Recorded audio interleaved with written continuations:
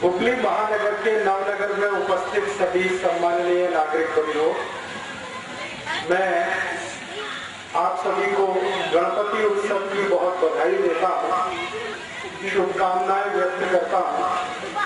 ईश्वर से प्रार्थना करता हूँ कि गणपति के स्थापना का कार्य जो आपने यहाँ किया है वो आगे भी इस तरह से नियमित रूप से चलता रहे। आप सब इस गणपति मंडल के भावना के साथ जुड़े रहें और भारत में एक महान राष्ट्रवादी चिंतक, विचारक और हमारे देश के नेता श्री लोकमान्य बाल गंगाधर तिलक ने जिस उद्देश्य से गणपति की स्थापना हमारे देश में कराई, वो उद्देश्य इस देश में पूरा हो, ऐसी मैं ईश्वर से प्रार्थना करता हूँ। आप सभी नागरिक बंधुओं से इस बात के लिए क्षमा मांगता हूँ कि मैं आपसे बहुत अच्छे से कन्नड़ भाषा में बात नहीं कर सकता, इसलिए कन्नड़ हिंदी मिलाकर आपसे मैं बात करूंगा। मुझे इस गणपति मंडल के आयोजन में जो विषय दिया है आपसे संवाद करने का, वो विषय है कि लोकमान्य श्री बाल गंगाधर तिलक ने गणपति आंदोलन या गणेशोत्सव का अभियान हमारे देश में क्यों चलाया, कैसे चलाया, उसका हमारे देश को क्या उपलब्धि हुई और आज हमारे देश में ये किस स्वरूप में स्थापित है। आप सभी जानते हैं कि भारत देश में गणेशोत्सव का सामाजिक रूप से जो आयोजन शुरू हुआ वो श्री लोकमान्य तिलक के बहुत प्रयासों के बाद हुआ। श्री लोकमान्य तिलक ने 1894 के साल में ये गणपति उत्सव का आयोजन शुरू किया। 1894 में श्री लोकमान्य तिलक ने इसको क्यों शुरू किया, कारण उसका क्या था, आधार उसका क्या था। हमारे जमाने में, हमारे देश में 1894 में अंग्रेजों की सरकार चलती थी और अंग्रेजों की सरकार ने भारत देश में एक नियम बनाया था, कानून बनाया था, वो ये कि भारतीय नागरिक एक साथ किसी स्थान पर एकत्रित नहीं हो सकते। उसके लिए उन्होंने एक कानून बना दिया और वो कानून में भारत के नागरिक 5 की संख्या में अधिक नागरिक एक साथ कहीं भी नहीं जा सकते, एक साथ कहीं आ नहीं सकते। अगर कहीं पर ब्रिटिश पुलिस, अंग्रेजों की सरकार की जो सेना होती थी, वो भारतीय नागरिकों को समूह में देखे तो निश्चित रूप से उनको पुलिस अरेस्ट करती थी, जेल में डालती थी और उसके बाद उनके ऊपर भयंकर अत्याचार होता था। और वो अत्याचार आप कल्पना नहीं कर सकते, कोड़े मारने से लेकर हाथ के नाखून खींच लेने तक का अत्याचार अंग्रेजों की पुलिस किया करती थी। अंग्रेजों की सरकार थी, उन्हीं का कानून था, उन्हीं का नियम था। अदालत में जो जजेस होते थे वो भी अंग्रेज होते थे। अगर कोई भारतीय नागरिक अंग्रेजी पुलिस के अत्याचार के विरुद्ध कोई शिकायत करे तो अदालत में वो शिकायत सुनी नहीं जाती थी, क्योंकि जज अंग्रेज होता था। ऐसा माहौल पूरे देश में बना हुआ था। हमारे भारत देश में सन 1875 में 1875 में एक महान व्यक्ति हुए थे, श्री बंकिम चंद्र चट्टोपाध्याय जी। उन्होंने एक गीत लिखा था 1875 में। वो गीत का नाम वंदे मातरम। तो वंदे मातरम गीत को गाने पर भी अंग्रेज सरकार ने पाबंदी लगा रखी थी। भारतीय नागरिक यदि वंदे मातरम गीत गाएंगे तो अंग्रेजों की पुलिस उनको जेल में पकड़ के बंद कर देगी, ऐसा कानून था। तो एक साथ हम एकत्रित नहीं आ सकते थे, कोई सामूहिक कार्य कर नहीं सकते थे, वंदे मातरम गीत नहीं गा सकते थे। ऐसे कड़े प्रतिबंध हमारे देश पर अंग्रेजों ने लगाए हुए थे। और उस समय अंग्रेजों के खिलाफ जो भारत का आंदोलन था, स्वातंत्र आंदोलन था, उसके सबसे बड़े नेता थे श्री तिलक। उन्होंने अंग्रेजों की सरकार के ये जो प्रतिबंध थे, ये जो पाबंदी थी, इसको निरस्त करने के लिए एक योजना बनाई। और उन्होंने ये तय किया कि अगर अंग्रेज सरकार 5 या 5 से ज्यादा लोगों पर पाबंदी लगा रही है तो कोई ऐसा आयोजन शुरू करना चाहिए जो अंग्रेजों की सरकार के इस कानून को भंग करे और नागरिकों के मन में शक्ति आए, डर निकल जाए। अंग्रेजों की सरकार का जो भय है वो भारत के नागरिकों के मन से निकलना चाहिए। ऐसा सोचकर उन्होंने ये गणेशोत्सव शुरू किया। 1894 के पहले हमारे भारत देश में गणपति उत्सव होता था, गणेशोत्सव होता था, लेकिन वो घरों में होता था, परिवार के अंदर होता था। परिवार के लोग मिलकर गणपति उत्सव मनाते थे। पहली बार श्री लोकमान्य बाल गंगाधर तिलक ने 1894 में पुणे के शनिवारवाड़ा में पहले गणपति की स्थापना की थी। आप जानते हैं कि पुणे एक बहुत बड़ा शहर है, पूना महाराष्ट्र में। वहां पर एक बड़ा स्थान है शनिवारवाड़ा। इस शनिवारवाड़े में पहले गणपति की स्थापना हुई थी 1894 में, और वो स्थापना स्वयं श्री लोकमान्य तिलक ने अपने हाथों से की थी। और उस स्थापना में एक गणपति मंडल उन्होंने बनाया था, शनिवारवाड़ा गणेश मंडल। वो भारत का सबसे पुराना गणेश मंडल है। तो उस गणेश मंडल के कार्यकर्ताओं को उन्होंने एक संकल्प कराया था कि हम ये गणेशोत्सव का पर्व 10 दिन तक मनाएंगे। अंग्रेज पुलिस अगर हमें गिरफ्तार करेगी तो हम जेल में जाएंगे, लेकिन गणपति उत्सव को हम जरूर मनाएंगे। और ऐसे करके ये गणेशोत्सव की शुरुआत हमारे देश में हुई। और सौभाग्य से क्या हुआ, 1894 का पहला जो गणेशोत्सव शनिवारवाड़ा में हुआ तो अंग्रेज पुलिस थोड़ी परेशान हुई, क्योंकि जो गणेशोत्सव को मनाने वाले कार्यकर्ता थे उनको वो पकड़ नहीं सकते थे। कारण ये था कि वो धार्मिक गतिविधि में शामिल है। राजनीतिक गतिविधि में अगर वो शामिल होते, कोई पॉलिटिकल एक्टिविटी में होते, तो पुलिस उनको अरेस्ट करती।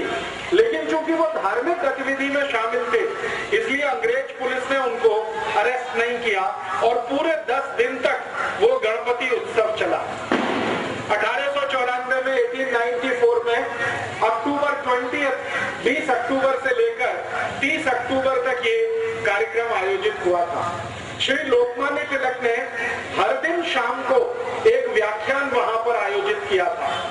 स्वयं श्री लोकमान्य तिलक उस व्याख्यान में हाजिर रहते थे, खुद उसमें शामिल होते थे और बड़े बड़े वक्ताओं को वो उसमें बुलाया करते थे। एक दिन का व्याख्यान हुआ तो उसमें उन्होंने कलकत्ता से एक बहुत बड़े नेता को बुलाया। उनका नाम था श्री विपिन चंद्र पाल। 20 अक्टूबर 1894 के पहले व्याख्यान में विपिन चंद्र पाल वहां आए। 21 अक्टूबर का दूसरा व्याख्यान हुआ तो उसमें श्री लोकमान्य तिलक ने उत्तर भारत के एक बड़े नेता को बुलाया, श्री लाला लाजपत राय। वो 21 अक्टूबर को आए।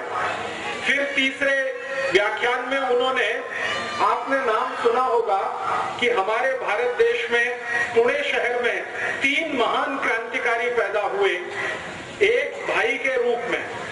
3 भाई एक साथ एक ही परिवार में क्रांतिवीर के रूप में जन्म लिया। वो थे श्री चाफेकर बंधु। तो 23 अक्टूबर को व्याख्यान चाफेकर बंधुओं में जो सबसे अग्रज थे, बड़े थे, उनका हुआ। फिर 24 अक्टूबर को चाफेकर बंधुओं में दूसरे नंबर के जो उनके भाई थे उनका हुआ। एक श्री बालकृष्ण चाफेकर, एक दया कृष्ण चाफेकर, ऐसे करके तीनों चाफेकर बंधुओं का व्याख्यान हुआ। फिर उसके बाद श्री लोकमान्य तिलक ने मुंबई से एक बड़े नेता को बुलाया, उनका नाम था फिरोज शाह मेहता, उनका एक व्याख्यान हुआ। और इस तरह से 10 दिन लगातार व्याख्यान माला चली। गणपति उत्सव हुआ, व्याख्यान माला चली। जितने भी वक्ता वहां पर व्याख्यान देने के लिए आए पहले गणपति उत्सव में, सबका जोर ये था कि भगवान गणेश हमारे देश को आजादी दिलाएं, भगवान गणेश हमारे भारत को स्वराज्य दिलवाएं, हमारे भारत देश में अंग्रेजों की सरकार समाप्त हो। सभी व्याख्याताओं ने इस तरह के विषय लिए थे। और जितने भी लोग सुनने के लिए आते थे उनमें उन्होंने देशभक्ति की भावना, राष्ट्रभक्ति की भावना पूरे व्याख्यानों के माध्यम से भरने का काम शुरू किया। परिणाम क्या हुआ? पुणे के लोगों में गणपति आयोजन के लिए उत्साह पैदा हुआ। और 1894 में पहले गणपति की स्थापना पुणे में शनिवारवाड़ा में हुई। अगले वर्ष 1895 में पूरे पुणे में 11 गणपति मंडल बने एक ही वर्ष के बाद, और 11 गणपति स्थापित हुए। उसके बाद 1896 में एक साथ 31 गणपति स्थापित हुए, 31। फिर उसके बाद 1897 में पता चला 100 से ऊपर गणपति हो गए। फिर इस तरह से ये संख्या बढ़ती गई और 1898 तक आते आते पुणे से बाहर मुंबई में, पुणे से थोड़ा आगे जाकर अहमदनगर में, फिर पुणे के थोड़ा सा और आगे जाकर नागपुर में, पूरे विदर्भ में ये फैलता ही गया गणपति उत्सव का। और पुणे के आजू बाजू के महाराष्ट्र के सारे बड़े शहरों में ये गणपति की स्थापना जैसे जैसे बढ़ती गई, वैसे वैसे भारत देश के लोगों में चेतना भी बढ़ती गई। थोड़े दिन के बाद पता चला कि संपूर्ण महाराष्ट्र राज्य में गणपति आ गए और गणेशोत्सव बहुत जोर शोर से मनाना शुरू हुआ। 1894 के बाद 1904 में, माने सन 1904 में पहली बार लोकमान्य तिलक ने भारतवासियों को ये अपील किया कि हम गणेशोत्सव का जो आयोजन करते हैं, इसका मुख्य जो उद्देश्य है वो भारत का स्वराज्य प्राप्ति करना है, आजादी प्राप्त करना है। बिना आजादी के गणेशोत्सव का कोई अर्थ नहीं है। हमारा देश अंग्रेजों का गुलाम रहे और हमारे देव देश के अंदर हैं, तो एक तरह से वो भी गुलामी में है। पहली बार लोगों ने श्री लोकमान्य तिलक के इस उद्देश्य को और इस स्वप्न को बहुत गंभीरता से समझा। उसके बाद एक दुर्घटना हो गई हमारे देश, और वो दुर्घटना ये थी 1904 में, सन 1904 में एक अंग्रेज अधिकारी था जो गवर्नर वॉयसराय की हैसियत में आया था, उसका प्रमोशन हुआ था। उसका नाम था कर्जन। ये बंगाल का वॉयसराय बना था। बंगाल का वॉयसराय बनने के बाद इस कर्जन ने एक बहुत खतरनाक काम किया था। उसने क्या किया था? बंगाल राज्य को 2 भागों में बांट दिया था, 2 हिस्से कर दिए बंगाल के, और उसके लिए एक कायदा बनाया, कानून बनाया, और उसका नाम दिया उसने division of Bengal act, Bengal को बांटने का कानून। कर्जन नाम के इस अंग्रेज अधिकारी ने किया। बंगाल उस समय भारत देश का सबसे बड़ा राज्य था। आज हमारे भारत देश में कर्नाटक, तमिलनाडु, केरल जैसे 35 राज्य हैं, मुवत्तहिद राज्य हैं। आज से लगभग 150 वर्ष पहले, 160 वर्ष पहले भारत देश में सिर्फ 4 राज्य थे, 4 स्टेट्स थे। एक बंगाल था, दूसरा मद्रास राज्य था, उसको अंग्रेजी में प्रेसिडेंसी कहा जाता था। बंगाल प्रेसिडेंसी, मद्रास प्रेसिडेंसी, और एक तीसरा था मुंबई प्रेसिडेंसी, और चौथा भारत का बचा हुआ हिस्सा जिसको नॉर्थ वेस्ट फ्रंटियर के नाम से जाना जाता है, पूरा उत्तर भारत। उस समय में क्या मतलब था, सरल माहिती देता हूं। बंगाल का उस समय 1904 में, सन 1904 में एक ही अर्थ था, पूरा बिहार राज्य, पूरा आसाम, पूरा का पूरा बंगाल, जिसमें बांग्लादेश भी शामिल था। उस समय तक बांग्लादेश अलग नहीं हुआ था। तो पूरा बंगाल, बांग्लादेश को मिलाकर पूरा आसाम, उड़ीसा का 3/4 भाग, और उसके बाद आसाम के ऊपर के भारत के जो छोटे राज्य हैं, अरुणाचल प्रदेश है, सिक्किम है, नागालैंड है, मिजोरम है, मणिपुर है, ये जो छोटे 7 राज्य, ये पूरा मिलाकर बंगाल राज्य था।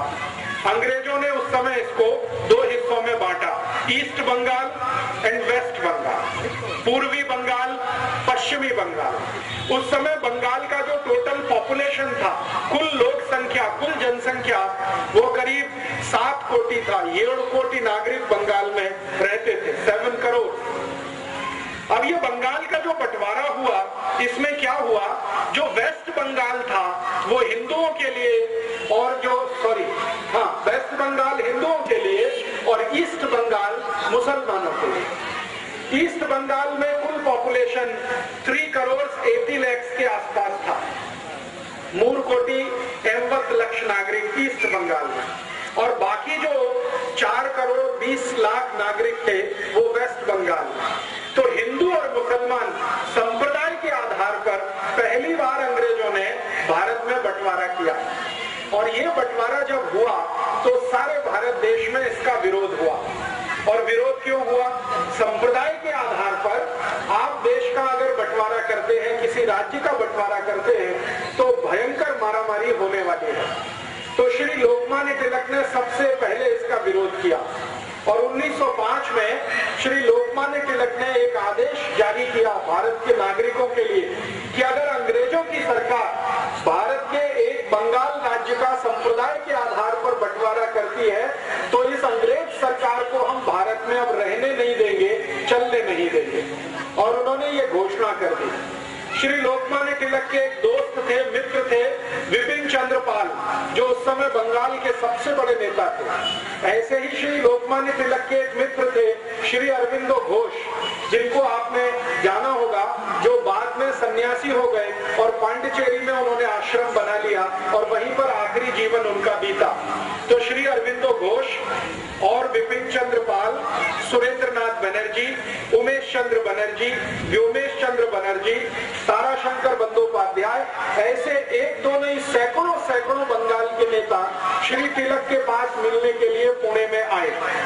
और तिलक के सामने उन्होंने कहा कि अब हमें क्या करना चाहिए। श्री लोकमान्य तिलक ने कहा कि पूरे बंगाल में आपको श्री गणपति के नाम पर उत्सव शुरू करना चाहिए।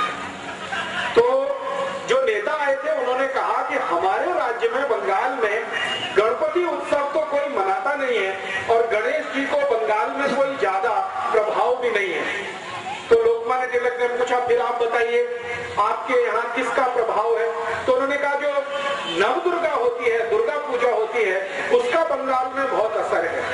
तो श्री तिलक ने कहा कि ठीक है, मैं यहाँ महाराष्ट्र में गणेशोत्सव करता हूँ, आप बंगाल में दुर्गा उत्सव शुरू करिए और इसके साथ संगठन बनाइए, और अंग्रेजों की सरकार के खिलाफ फिर हमें लड़ना है। तो इस तरह से श्री लोकमान्य तिलक के प्रयासों से पूरे बंगाल में 1905 से 1905 से दुर्गा उत्सव शुरू हुआ, जो आज तक चला आ रहा है और भारत के अनेक राज्यों में फैल गया है। तो बंगाल में दुर्गा उत्सव, महाराष्ट्र में गणेशोत्सव, ऐसा जब काम शुरू हुआ तो लाखों कार्यकर्ता श्री तिलक और विपिन चंद्र पाल के साथ इकट्ठे हुए। फिर इन कार्यकर्ताओं को लोकमान्य तिलक ने एक संदेश दिया कि गांव-गांव जाना, गली-गली जाना, और अंग्रेजों की सरकार ने बंगाल का जो बंटवारा किया है हिंदू मुसलमान के आधार पर, इसका विरोध करना है। तो श्री तिलक के जो कार्यकर्ता होते थे वो पूछते थे कि आप बताइए विरोध का तरीका क्या है। तो श्री तिलक ने उन सबको बोल रखा था कि देखो, अंग्रेजों की सरकार भारत में तभी तक चलेगी जब तक अंग्रेजों का माल भारत में बिकेगा। आप जानते हैं कि अंग्रेजों की सरकार ईस्ट इंडिया कंपनी की मदद से चलती थी, और ईस्ट इंडिया कंपनी की वस्तुएं भारत में बिका करती थी। तो श्री तिलक ने कहा कि ईस्ट इंडिया कंपनी की वस्तु जब तक भारत में में बिकेगी, अंग्रेजों को मुनाफा मिलेगा और जब तक उनको लाभ होगा तब तक वो भारत में सरकार चलाएंगे। तो हमें एक ही कार्य करना है कि गांव-गांव जाकर अंग्रेजी ईस्ट इंडिया कंपनी की जो चीज वस्तुएं बिकती हैं इनका बहिष्कार कराना है।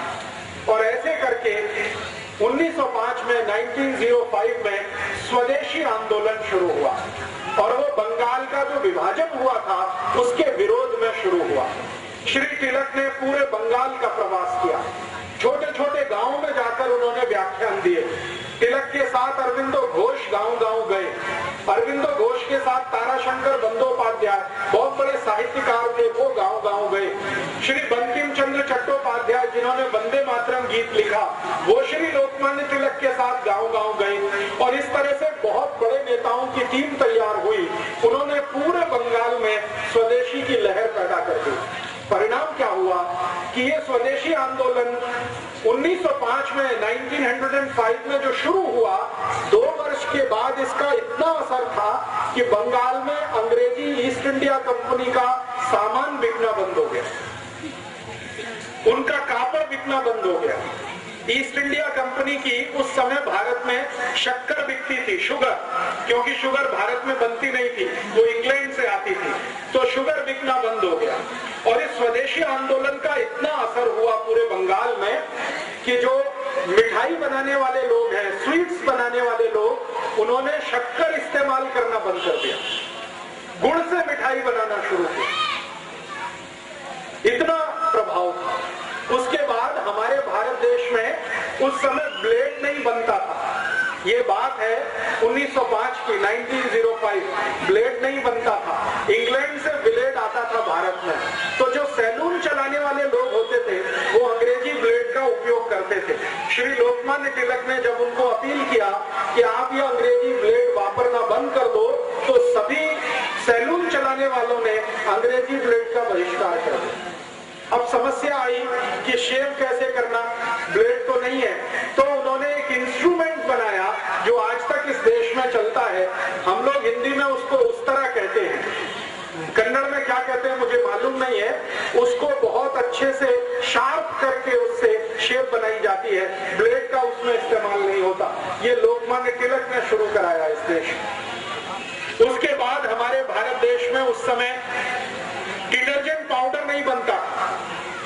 हमारे भारत देश में डिटर्जेंट पाउडर नहीं बनता था, वो इंग्लैंड से इंपोर्ट होता था।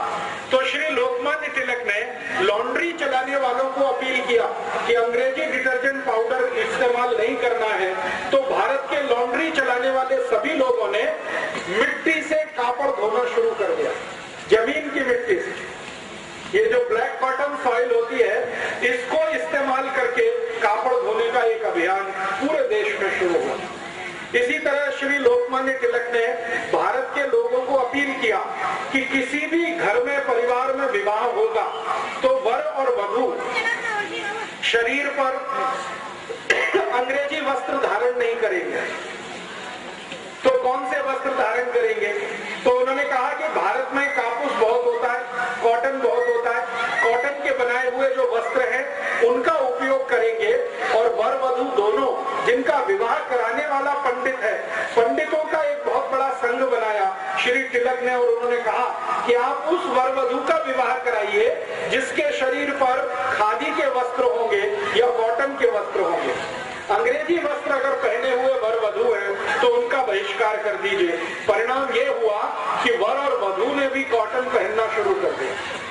इस तरह से श्री तिलक ने भारत के अनेक अनेक समाज के लोगों को इकट्ठा करना शुरू किया। और तिलक के साथ लाला लाजपत राय ने उत्तर भारत में बहुत बड़ा ऐसा ही अभियान चलाया। आप पूछेंगे कि इस अभियान का अंतिम फलश्रुति क्या हुआ? इस अभियान की सबसे बड़ी फलश्रुति ये हुई कि 1905 से 1905 से लेकर 1911 के बीच में 6 वर्ष के अंदर संपूर्ण भारत देश में ईस्ट इंडिया कंपनी की वस्तुएं बिकना बंद हो गई। ईस्ट इंडिया कंपनी का कपड़ा बिकना बंद हो गया, उनका ब्लेड बिकना बंद हो गया, ईस्ट इंडिया कंपनी की शुगर बिकना बंद हो गया, ईस्ट इंडिया कंपनी का डिटर्जेंट पाउडर बिकना बंद हो गया। जो कुछ भी ईस्ट इंडिया कंपनी बेचती थी वो सब वस्तुएं बिकना बंद हो गई। लोगों ने संकल्प लेना शुरू किया आपको तो सुनकर आश्चर्य होगा कि जैसे आपने यहाँ गणपति मंडल स्थापित किया है नवनगर में, श्री लोकमान्य तिलक ने संपूर्ण भारत देश में ऐसे सैकड़ों गणपति मंडल स्थापित किए। हर एक गणपति मंडल के कार्यकर्ताओं को वो शपथ दिलाते थे, प्रतिज्ञा कराते थे। गणपति मंडल स्थापित हुआ, फिर उसके बाद एक शपथ ग्रहण समारोह होता था, प्रतिज्ञा समारोह होता था। उसमें पहली प्रतिज्ञा ये होती थी कि हम भारत देश के स्वराज्य प्राप्ति के लिए कार्य करेंगे और गणपति हमारे आराध्य देव बनेंगे, हम स्वराज्य प्राप्ति के लिए काम करेंगे।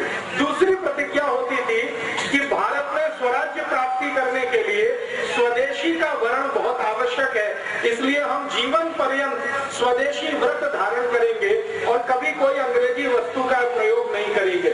फिर तीसरा संकल्प होता था कि अंग्रेज सरकार धर्म और संप्रदाय के आधार पर भारत को बांट रही है, हम धर्म और संप्रदाय के आधार पर कभी झगड़ा नहीं करेंगे, हिंदू मुसलमानों से नहीं लड़ेंगे, मुसलमान हिंदुओं से नहीं लड़ेंगे। ऐसी 11 शपथ दिलाई जाती थी और वो 11 शपथ लेने वाले कार्यकर्ता गणपति आंदोलन के सदस्य होते थे। उसमें से एक शपथ होती थी कि व्यसन जीवन में कभी नहीं करेंगे, शराब नहीं पिएंगे, सिगरेट नहीं पिएंगे, बीड़ी नहीं पिएंगे, गुटखा तंबाकू कुछ नहीं खाएंगे और अपने को पवित्र बनाएंगे ताकि स्वराज्य प्राप्ति के लिए लड़ सके। ऐसी शपथ दिलाकर श्री तिलक कार्यकर्ताओं को पक्का बनाते थे और धीरे धीरे आप सुनकर आश्चर्य करेंगे, 1905 से ये अभियान शुरू हुआ। 1911 में 1911 में स्वदेशी आंदोलन और गणेशोत्सव के कुल कार्यकर्ता 1,20,20 हो गए, 1,20,00,000। उस समय भारत का जो टोटल पॉपुलेशन था वो 21 कोटि था, 20 करोड़ भारतवासी थे 1905 में और उसमें से 1,20,20,1,20,00,000 उनके कार्यकर्ता थे। लोकमान्य तिलक, बाल गंगाधर तिलक, विपिन चंद्र पाल, लाला लाजपत राय के साथ काम करने वाले। गणेशोत्सव के माध्यम से इतनी बड़ी कार्यकर्ताओं की फौज उन्होंने इकट्ठी की। अंतिम परिणाम क्या हुआ? 1911 में जब ब्रिटिश गवर्नमेंट का सब कुछ बिकना यहाँ बंद हो गया तो ब्रिटिश पार्लियामेंट लंदन में बहुत तकलीफ आ गई, क्योंकि यहाँ से धन लूटकर ईस्ट इंडिया कंपनी लेके जाती थी, उनका माल बिकता था, वो पैसा लंदन जाता था। जब यहाँ माल बिकना बंद हो गया तो यहाँ से पैसा लंदन जाना बंद हो गया, तो ब्रिटिश पार्लियामेंट में बहुत तकलीफ की स्थिति आई। उस समय ब्रिटेन का राजा था, उसका नाम था जॉर्ज पंचम। उसने ब्रिटिश पार्लियामेंट का एक स्पेशल मीटिंग बुलाया और उसने ये कहा कि भारत देश में ऐसा क्या हो रहा है कि अब ब्रिटेन में पैसा आना बंद हो गया। तो ब्रिटिश पार्लियामेंट के एमपीज ने जॉर्ज पंचम को कहा कि भारत में एक बड़े नेता हैं श्री लोकमान्य तिलक, उन्होंने गणेशोत्सव का एक अभियान और स्वदेशी का आंदोलन शुरू कर दिया है और उसके कारण अब अंग्रेजी वस्तुएं भारत में बिकना बंद हो गई हैं, इसलिए इंग्लैंड में पैसा आना बंद हो गया। तो जॉर्ज पंचम इतना परेशान हुआ, उसने कहा कि ये लोकमान्य तिलक कौन है?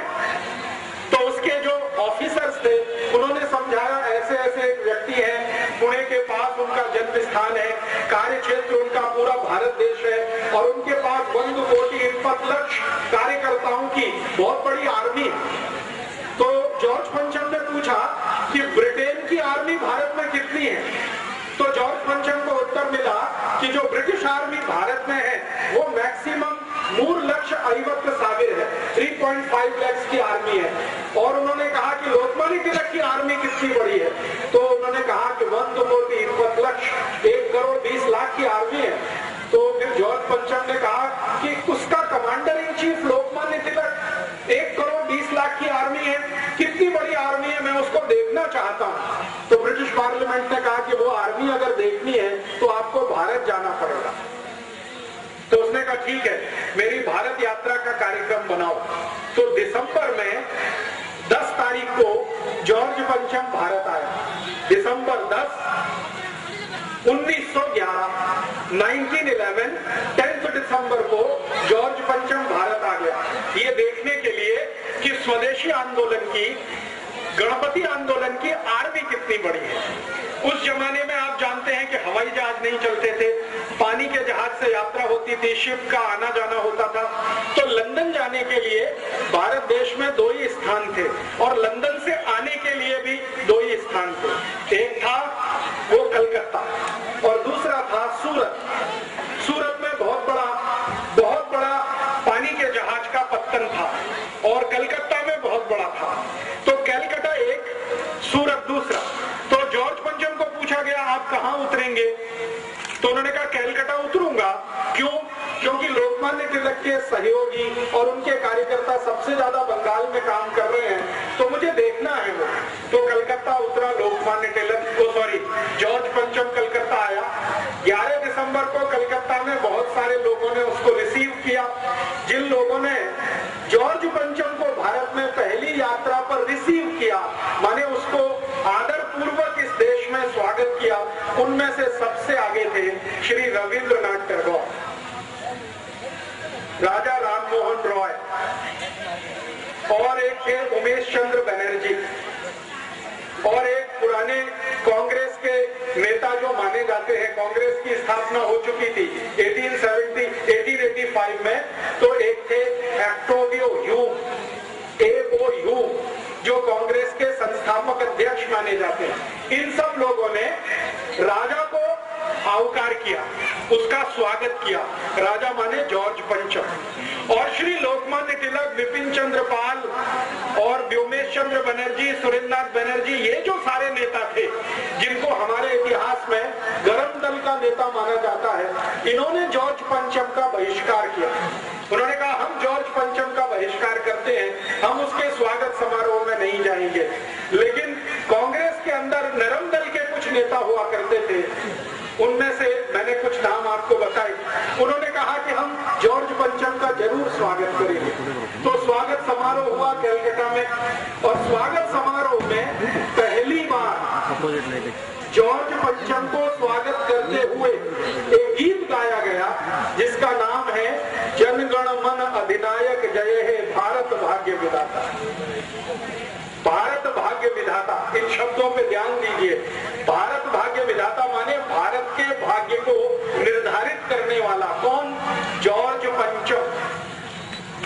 जॉर्ज पंचम को मंच पर बिठाया गया और ये गीत गाना शुरू किया और जिसने ये गीत गाया, दुर्भाग्य से उनका नाम वही श्री रविंद्रनाथ टैगोर। उन्होंने ही ये गीत लिखा और उन्होंने ही ये गीत गाया। अब ये जो गीत है इसमें ज्यादा शब्द बांग्ला के हैं और कुछ संस्कृत के शब्द हैं। इस पर जरा ध्यान दें। जनगण मन, जन गण मन, गण संस्कृत का शब्द है, जन संस्कृत का शब्द है, मन संस्कृत और बांग्ला दोनों में है। तो इसका अर्थ है भारत की जनता की तरफ से, गण माने छोटे छोटे राजा और उनके प्रतिनिधि, हम सब भारत की जनता की तरफ से, छोटे छोटे राजाओं की तरफ से जनगण मन अधिनायक जय, अधिनायक माने सुपर हीरो, माने जॉर्ज पंचम आपकी जय करने के लिए यहाँ आए हैं। जनगण मन अधिनायक जय, भारत भाग्य विधाता। भारत के आप भाग्य विधाता है, आपको भारत का भाग्य तय करना है क्योंकि आपके हाथ में सब कुछ है। फिर पंजाब, सिंध, गुजरात, मराठा, द्राविड़, उत्कल, बंग, ये भारत के अलग अलग हिस्से हैं जिनका नाम उन्होंने लिया। पंजाब, सिंध, गुजरात, मराठा, द्राविड़, उत्कल, बंग, विंध्य, हिमाचल, यमुना, गंगा, उच्छल जलधि तरंग, तब शुभ नामे जागे। भारत के ये सभी हिस्सों की, रीजन की तरफ से हम भगवान से प्रार्थना कर रहे हैं, तब शुभ नामे जागे, आपका नाम पूरे विश्व में हो, तब शुभ आशीष मांगे। हम भगवान से आपके लिए दुआएं कर रहे हैं, आशीष मांग रहे हैं। गाए तब जय गाथा, हम आपकी जय जयकार करते ही रहेंगे। जनगण मंगलदायक जय, भारत भाग्य विधाता।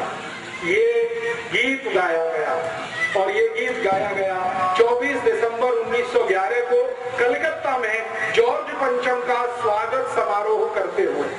अब समस्या क्या खड़ी हो गई कि जॉर्ज पंचम को ना संस्कृत समझती थी ना बांग्ला, ना उसको हिंदी आती थी। वो सुन तो लिया, उसने अपने पड़ोस में बैठे अंग्रेजों से पूछा ये क्या गाना गाया, तो अंग्रेजों ने उसका इंग्लिश ट्रांसलेशन करके उसको समझाया। जैसे ही उसको पता चला कि ये गाना जॉर्ज पंचम के सम्मान में गाया गया है और उसको भारत का भाग्य विधाता बताया गया है, वो इतना प्रसन्न हुआ, इतना खुश हुआ कि उसने रविंद्रनाथ टैगोर को बुलाया और उनके पीठ पर ऐसे थपथपाया, बहुत अच्छा आपने गीत लिखा है।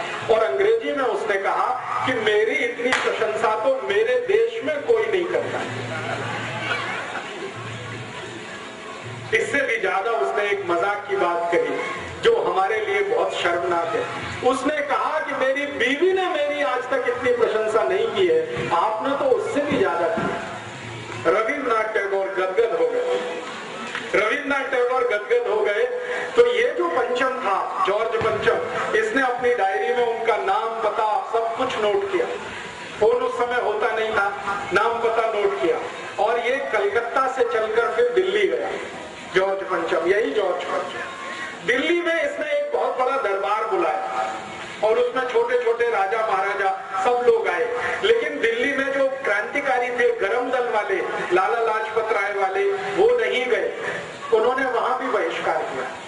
तो दिल्ली में उस समय जो गवर्नर की हैसियत से एक अधिकारी होता था, उसको जॉर्ज पंचम ने पूछा कि भारत में मुझे वो आर्मी देखनी है लोकमान्य तिलक की।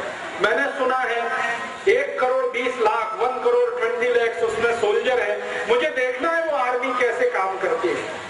तो दिल्ली का जो गवर्नर था उसने जॉर्ज पंचम को समझाया कि ये आर्मी है, बिना बंदूक वाली है, इनके पास कोई आर्म्स नहीं है, आर्मी विदाउट आर्म्स। उसने जो टाइटल बताया, आर्मी विदाउट आर्म्स है ये। इनके पास कोई बंदूक नहीं है, इनके पास कोई तलवार नहीं है, इनके पास कोई तोप नहीं है, कोई मोर्टार नहीं है, कुछ नहीं है, लेकिन इनके पास जो दिल है, जो इनका हृदय है, वो इतना मजबूत है कि ये हमेशा भारत की आजादी और स्वराज्य की बात करते हैं। तो उसने पूछा कि इस आर्मी के कुछ नेताओं से मुझे मिलना है। तो गवर्नर ऑफ दिल्ली ने कहा कि इनका नेता तो लोकमान्य तिलक है और उन्होंने आपका बहिष्कार किया हुआ है, इसलिए वो तो आपको मिलने आने वाले नहीं है। आपको उनसे मिलने जाना हो तो मैं कोई व्यवस्था करूं। तो जॉर्ज पंचम कहने लगा कि भारत में ऐसा भी कोई आदमी है जिसको राजा बुलाए और वो राजा के पास ना जाए। उन्होंने कहा यहाँ तो एक नहीं, ऐसे करोड़ों हैं। आपको वो मानते ही नहीं कि आप राजा। वो कहते हैं आप इंग्लैंड के राजा होंगे, भारत का राजा तो एक ही है, वो हमारा गणपति बप्पा। लोकमान्य तिलक ने सब कार्यकर्ताओं को समझा रखा था कि राजा अपना एक ही है, वो है गणपति बप्पा। इसी के सामने झुकना, इसी को वंदन करना, इसी से आशीष मांगना और इसी से दुआ मांगना, बाकी हमारा कोई राजा नहीं, हमारा राजा गणपति है। तो जब गवर्नर ने यह सुना दिया कि वो तो आएंगे नहीं, उन्होंने बहिष्कार किया, वैसे करोड़ों है, अब आप जाना चाहो तो मैं व्यवस्था करता हूँ, पुणे जाना पड़ेगा आपको मिलने के लिए। तो पुणे के डिस्ट्रिक्ट मजिस्ट्रेट, जिला कलेक्टर को टेलीग्राम किया गया। पुणे का जिला कलेक्टर परेशान हो गया, वो टेलीग्राम लेके श्री लोकमान्य तिलक के घर गया।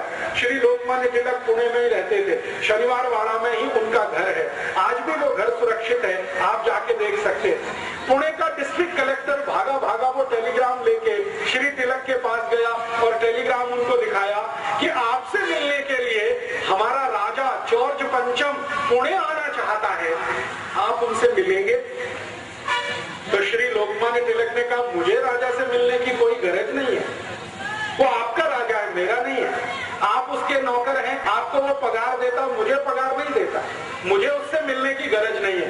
तो कलेक्टर ने समझाया नहीं नहीं, वो आपको मिलने यहाँ आना चाहते हैं पुणे में। तो तिलक ने कहा कि फिर ठीक है, आप उनको यहाँ आने दो, मैं मेरे गांव चला जाता हूँ रत्नागिरी। श्री लोकमान्य तिलक का जन्म स्थान रत्नागिरी में है, आप जानते हैं, रत्नागिरी के पास एक छोटे से। तो मैंने कहा मैं मेरे गांव चला जाता हूँ। तो फिर कलेक्टर ने पूछा मेरी तो नौकरी चली जाएगी। तो उन्होंने कहा कि बहुत अच्छा है तुम्हारी नौकरी जाए, तुम्हारे राजा की नौकरी जाए, तुम यहाँ सब हिंदुस्तान छोड़कर चले जाओ, हमारा स्वराज्य हमें मिल जाए, मैं तो यही चाहता हूँ। तो कलेक्टर ने वापस टेलीग्राम कर दिया कि श्री लोकमान्य तिलक आपको मिलने को बिल्कुल इच्छुक नहीं है, तैयार नहीं है, अब क्या करना? तो अंग्रेज पुलिस को कहा गया कि आप लोकमान्य तिलक को अरेस्ट करो। की सेवा में लेके आओ। तो श्री लोकमान्य तिलक के पास जब पुलिस ऑफिसर पहुंचा अरेस्ट करने के लिए, तो उन्होंने कहा कि मुझे अरेस्ट करने के लिए आप कानून बताओ, किस कानून से आप मुझे अरेस्ट कर सकते हैं। तो पुलिस ने कहा आप हमारे राजा को नहीं मिलना चाहते। तो उन्होंने कहा ये कोई अपराध नहीं है, ये कहीं भी किसी कानून की किताब में नहीं है। उस समय तक हमारे देश में जो कानून की किताब चलती थी उसका नाम था आईपीसी, इंडियन पिनल कोड। 1860 से ये चल गई थी। तो उन्होंने कहा आईपीसी का कौन सा प्रोविजन है जिसका मैंने वायलेशन किया है और आप मुझे गिरफ्तार कर रहे हैं। तो पुलिस ऑफिसर निरुत्तर हो गया, वो चुपचाप वापस गया और जॉर्ज पंचम को कह दिया गया कि ये व्यक्ति इतना पक्का है कि ये जो तय कर लेगा वही करेगा, ये आपसे मिलेगा नहीं। जॉर्ज पंचम बिना मिले वापस गया दिल्ली से, बिना मिले वापस गया। और भारत में उस समय कांग्रेस के अंदर यही एक तेजस्वी नेता थे श्री तिलक, जिन्होंने जॉर्ज पंचम से मिलने को मना कर दिया। बाकी जो कांग्रेस के नेता थे, मैंने नाम लिया, रविन्द्रनाथ टैगोर थे, व्योमेश चंद्र बनर्जी थे, उमेश चंद्र बनर्जी थे, एक गोपाल कृष्ण गोखले थे, ये सब जॉर्ज पंचम को सलामी देके आए। तिलक नहीं गए, लाला लाजपत राय नहीं गए, विपिन चंद्र पाल नहीं गए। जॉर्ज पंचम को तिलक का नहीं मिलना इतना अंदर तक चोट पहुंचाया कि जब जॉर्ज पंचम वापस जा रहा था दिल्ली से, उसने कहा अब तो मुझे वापस जाना है। तो दिल्ली से कलकत्ता, कलकत्ता से फिर पानी के जहाज से लंदन। तो जॉर्ज पंचम ने कहा कि ऐसा कोई व्यक्ति भारत में है जो मुझे मिलने से मना कर सकता है और किसी कानून के आधार पर हम उसे अरेस्ट भी अभी नहीं कर सकते, तो ऐसे व्यक्ति की मांग क्या है। तो अंग्रेज गवर्नर दिल्ली ने उनको कहा कि उसकी सबसे पहली मांग है कि 1905 में जो कर्जन ने डिवीजन ऑफ बंगाल एक्ट बनाया है, बंगाल को हिंदू मुसलमान के आधार पर तोड़ दिया है, ये कानून वापस लेना और बंगाल को फिर से एक करना। तो जॉर्ज पंचम ने गवर्नर को कहा कि ऐसे वीर बहादुर पराक्रमी व्यक्ति का थोड़ा तो सम्मान करो और ये बंगाल का बंटवारा रद्द करो। और भारत के इतिहास में ये पहली और आखिरी घटना है जब बंगाल को बंटवारा करके अंग्रेजों ने 6 साल के बाद वापस फिर से एक किया और ईस्ट और वेस्ट बंगाल फिर से एक हुआ। और लोकमान्य तिलक की इतनी जय जयकार पूरे देश में हुई। 1911 में जब बंगाल फिर से एक हो गया, डिवीजन ऑफ बंगाल एक्ट वापस हो गया, तो सारे देश में लोकमान्य तिलक के स्वागत समारोह आयोजित हुए और एक एक समारोह में 50-50 हजार लोग आते थे। उस जमाने में ये माइक नहीं होता, बिना माइक के उनको व्याख्यान करना पड़ता। आप जरा सोचिए, 50,000 की भीड़, 50,000 नागरिक लोकमान्य तिलक को सुनने के लिए कहीं खड़े हैं, कैसे वो बोले जो आखिरी आदमी तक बात पहुंचे। तो वो संभव नहीं होता था। तो श्री तिलक चिल्ला चिल्ला कर बोलते और दुष्परिणाम क्या हुआ। 1911 से जब उनका ये स्वागत समारोह शुरू हुआ, 1915 तक ये चलता रहा। 4-5 साल चिल्ला चिल्ला कर बोलने के कारण उनके सारे फेफड़े गल गए, उनके लंग्स में इंफेक्शन आ गया, क्योंकि माइक तो होता नहीं था। गले में इंफेक्शन आया, लंग्स में इंफेक्शन आया और वो इंफेक्शन इतना गंभीर था कि उसी में श्री लोकमान्य तिलक की मृत्यु हुई। 1915 से लेकर 1920 तक वो कहीं जा नहीं सके, बोल नहीं सके ज्यादा। थोड़े भी बोलते थे तो गले में दर्द होता, थोड़े भी बोलते थे तो लंग्स में पानी भर जाता और उस समय ट्रीटमेंट भी नहीं था। प्लूरिसी नाम की एक बीमारी उनको हो गई, उसका कोई ट्रीटमेंट नहीं था। उसका एक ही ट्रीटमेंट था कि वो कोई ठंडे प्रदेश में जाकर थोड़े दिन आराम करे। लेकिन तिलक कहा करते थे कि अगर ये जीवन में आराम किया तो स्वराज्य कैसे आएगा। इसलिए उन्होंने अपने स्वास्थ्य को दुर्लक्ष्य किया, अपनी हेल्थ को कभी ध्यान नहीं दिया और उसी चक्कर में उनकी पत्नी रात दिन परेशान रहती थी और उनकी मृत्यु हुई उनकी पत्नी की, इसी चिंता में कि तिलक कभी स्वास्थ्य का ध्यान नहीं रखते, लगातार प्रवास करते थे। अब उस जमाने में प्रवास करने के लिए गाड़ी नहीं थी तो साइकिल से प्रवास करते थे। कभी साइकिल नहीं होती थी तो बैलगाड़ी में बैठ के प्रवास करते, कभी कभी बैलगाड़ी नहीं तो घोड़े पर बैठकर प्रवास करते। घोड़ा भी नहीं मिला तो वो जो ऊंट होता है कैमल, उस पर बैठकर प्रवास करते थे और कुछ नहीं मिला तो पैदल पैदल प्रवास करते। दिए, स्वागत समारोह जगह जगह होते थे, उसमें फंड इकट्ठा होता था और वो फंड इतना हो गया कि वो कोटि कोटि रुपए। बाद में उसी फंड को नाम दिया गया तिलक स्वराज फंड।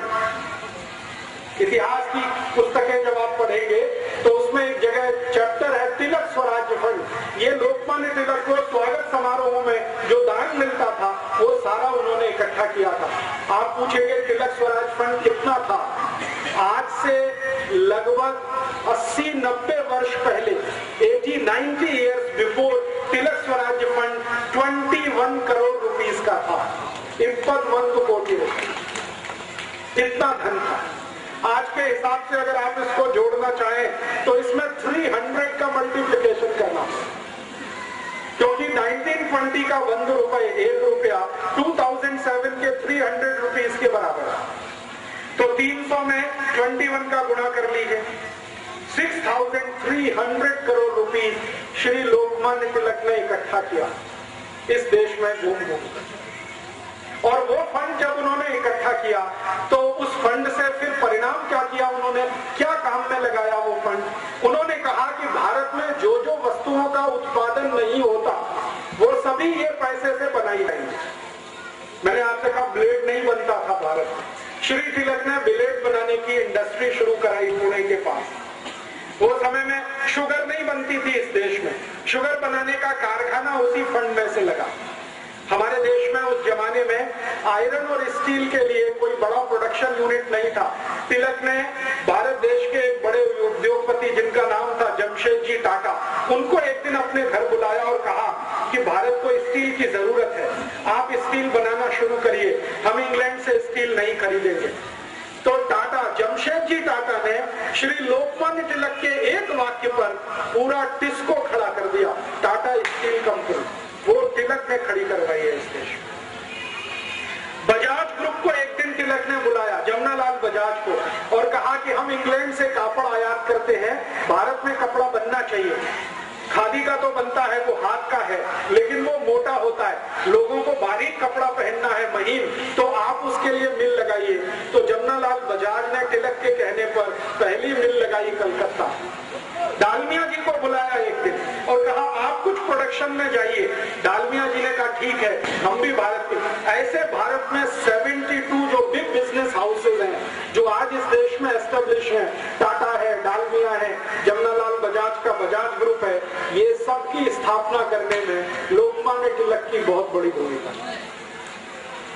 1915 में श्री तिलक ने ये सब शुरू किया, 1920 तक वो ये करते रहे और 1 अगस्त 1920 को उनका स्वर्गवास हुआ।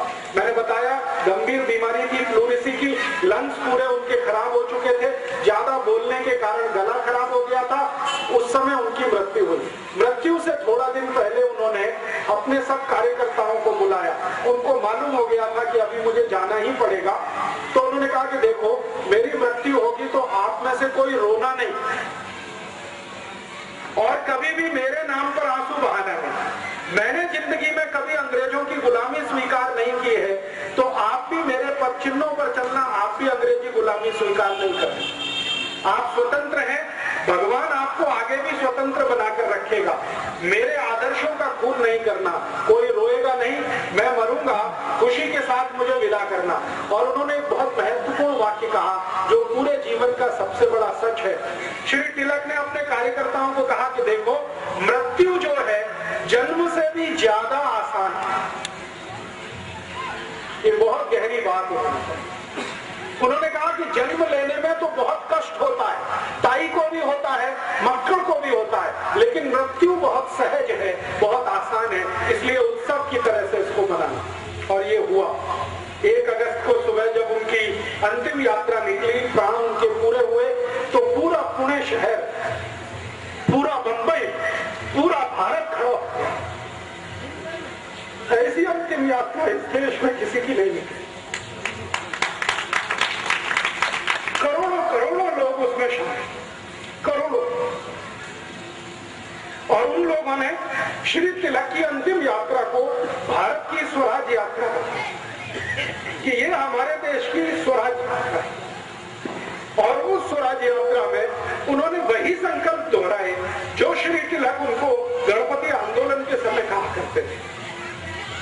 ऐसे एक महान व्यक्ति ने इस देश में गणपति की स्थापना कराई, ऐसे एक महान व्यक्ति ने इस देश में स्वराज्य की नींव स्थापित कराई।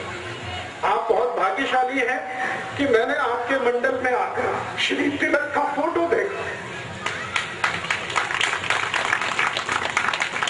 मुझे बहुत दुख होता है जब मैं गणपति मंडलों में जाता हूँ, गणपति की मूर्ति तो होती है, तिलक की मूर्ति गायब है।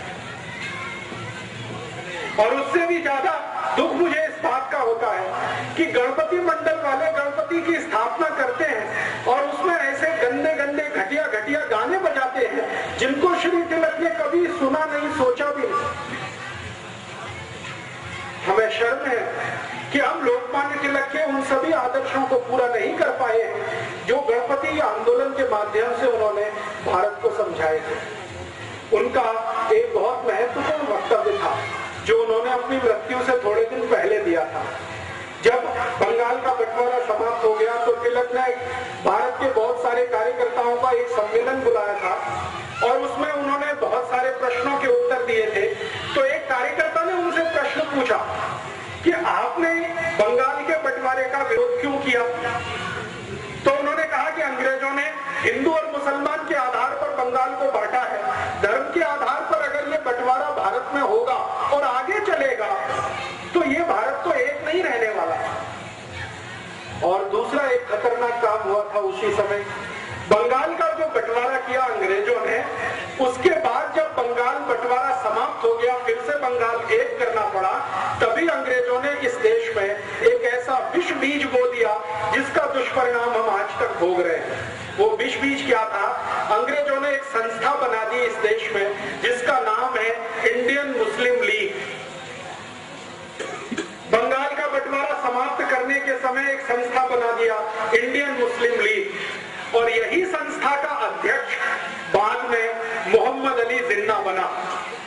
और अंग्रेजों ने उस संस्था को इतना विष भर दिया कि जो बंगाल का बंटवारा उन्होंने हिंदू मुसलमान के आधार पर किया था, उस इंडियन मुस्लिम लीग ने भारत का बंटवारा हिंदू मुसलमान के आधार पर कर दिया। श्री तिलक अक्सर ये कहा करते थे कि अगर अंग्रेज बंगाल का बंटवारा करने में सफल हो गए हिंदू मुसलमान के आधार पर, तो एक दिन भारत का भी ये बंटवारा कर देंगे हिंदू मुसलमान के आधार पर। ये उनको पता चलता है। 1915 में उनको 1947 दिखाई देता। इतनी उनकी दूरदृष्टि थी तिलक की। वो ये कहा करते थे कि अगर अंग्रेजों ने ये सफलतापूर्वक चला दिया तो भारत को एक रखना मुश्किल हो जाएगा, ये देश के टुकड़े टुकड़े अंग्रेज कर देंगे हिंदू मुसलमान के आधार। इसलिए उन्होंने बंगाल बंटवारे का विरोध किया। लेकिन श्री तिलक की मृत्यु के बाद इस देश में ऐसा दुष्चक्र चला कि गरम दल के जितने भी बड़े नेता थे, तिलक तो उनके सबसे बड़े लीडर थे, श्री लाला लाजपत राय, वो लाठी कांड में मारे गए। आप जानते हैं 1927 में साइमन कमीशन का विरोध करते। भगत सिंह को 1931 में फांसी हो गई। मदन लाल ढींगरा को 1909 में फांसी हो गई। अरविंदो घोष जो सबसे बड़े नेता हो सकते थे लोकमान्य तिलक के बाद, क्योंकि लोग उनको बहुत मानते थे, वो संन्यास लेकर पांडिचेरी में चले गए। उन्होंने कहा कि अब मैं संन्यास में रहूंगा और साधु का काम करूंगा। उसके बाद कोई बचा नहीं बड़ा नेता, तो धीरे धीरे सारे गरम दल के नेताओं को अंग्रेजों के पुलिस में 1931 में खत्म हो गए। फिर उसके बाद गांधी जी को एक बार किसी ने कहा कि देखिए लोकमान्य तिलक ने इतना बड़ा काम किया था इस देश में, अब आपको उनका काम आगे बढ़ाना चाहिए। तो गांधी जी ने कहा कि मैं लोकमान्य तिलक का स्वदेशी का काम तो आगे जरूर बढ़ाऊंगा और अंग्रेजी बहिष्कार का काम भी लगातार मैं करूंगा। श्री लोकमान्य तिलक ने कहा था कि सिर्फ अंग्रेजों की वस्तुओं का बहिष्कार नहीं करना है, बल्कि अंग्रेजी भाषा का भी बहिष्कार करना है। और उन्होंने अंग्रेजी भाषा के जो स्कूल भारत में चलते थे उनके पैरेलल, उनके मुकाबले मराठी भाषा के स्कूल शुरू किए। आपको मालूम है पुणे में एक एजुकेशन सोसाइटी बनी, डेक्कन एजुकेशन सोसाइटी, उसके संस्थापक अध्यक्ष लोकमान्य तिलक थे। और डेक्कन एजुकेशन सोसाइटी को यह काम दिया गया कि ज्यादा से ज्यादा स्थानों पर मराठी भाषी स्कूल होने चाहिए। कर्नाटक में उनका अभियान आया कि कन्नड़ भाषी स्कूल होने चाहिए। उत्तर भारत में अभियान था हिंदी भाषी स्कूल होने चाहिए। तो भाषा के स्तर पर स्वदेशी, भूषा के स्तर पर स्वदेशी, भोजन के स्तर पर स्वदेशी, वस्तुओं के स्तर पर स्वदेशी, ऐसी पूरी तिलक की कल्पना थी। हर स्तर पर स्वदेशी होना ही चाहिए इस देश। और तिलक इतने स्वदेशी के आग्रही थे कि कभी उन्होंने अपने वस्त्रों से समझौता नहीं किया। लंदन भी वो कई बार गए थे उपन्यास देने के लिए, लेकिन लंदन भी वो उसी पोशाक में जाते थे जिस पोशाक में आप उनको अंदर देखते। सिर पर वही पगड़ी, एक उनका झब्बा और धोती, लंदन भी उसी पोशाक में। आप जानते हैं कि लंदन में ठंडी बहुत होती है। दिसंबर, जनवरी, फरवरी -20 डिग्री सेंटीग्रेड टेम्परेचर होता है, फिर भी लोकमान्य तिलक धोती और अपना ये अंग वस्त्र में कुर्ता और ये सिर पे टोपी, इसके अलावा कुछ नहीं। बहुत अधिक हुआ तो कंबल लपेटते। तो लंदन में जो भारतवासी रहते थे उनमें से कई लोग उनको कहते थे कि आपको ठंडी नहीं लगती, तो उनका एक ही जवाब होता था कि मेरे शरीर में स्वराज्य की इतनी अग्नि जल रही है कि ठंडी कैसे लगेगी। और जब भी लोकमान्य तिलक को टोकने वाला कोई होता था लंदन में, तो उनमें से सबसे पहले व्यक्ति होते थे श्री विनायक दामोदर सावरकर। विनायक दामोदर सावरकर उस समय लंदन में ही थे और एक बहुत बड़ा इंडिया हाउस बनाया था। विनायक दामोदर सावरकर के एक सहयोगी थे श्री श्यामजी कृष्ण वर्मा। श्यामजी कृष्ण वर्मा, विनायक दामोदर सावरकर, इन लोगों ने लंदन में फंड्स इकट्ठा किया था और वो फंड से एक भवन बनाया था और उसका नाम था इंडिया हाउस। हिंदी में नाम था भारत भवन, लेकिन अंग्रेजों के यहाँ रजिस्ट्रेशन कराने के लिए नाम रखा था इंडिया हाउस।